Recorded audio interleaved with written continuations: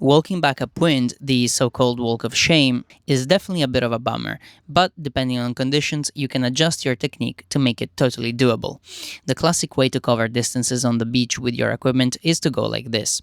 To get into this position, you just put the board like this, with the foil towards the wind, and you slide under the foil to load it up.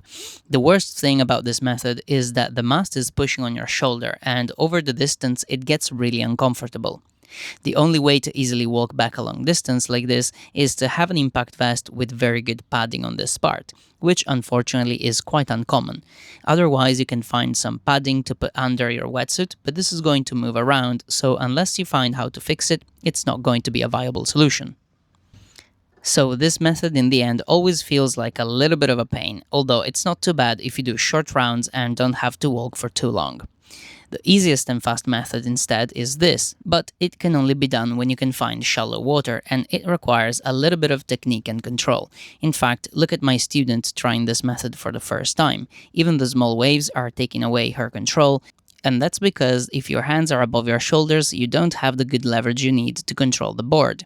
If you look at me instead, I'm keeping my hands at chest height, which allows me to lean forward so that the nose comes up a little bit, which makes it easier for you to stir the board where you want. Plus, it also avoids water going on the front part of the board, just like this, and losing control in this way. If you just understand how it works, you will be able to walk back pretty effortlessly. As you can see, I'm even using just one hand, and whenever a wave comes, you can raise the nose a little bit more so that no water passes on top of the board. There are also other methods, like this one, where you just go in the water a little bit deeper so you don't have waves, and you can do it like this or with the foil down into the water if it's deep enough. But this is so slow usually, and it's not really worth it. Same with swimming back like this. It can be fast if you swim hard, but it's too tiring, so again, not worth it.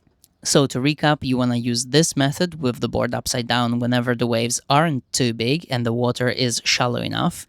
Otherwise, you have to use the first method, and therefore you'll have to try and make your rounds very short so that you don't have to walk for too long. But the best option of all is to actually do the least amount possible of walking on the beach, which means learning to go upwind efficiently, and for that, check out controlling sailing angle with the wing. I'll see you there, and in the meantime, keep flying.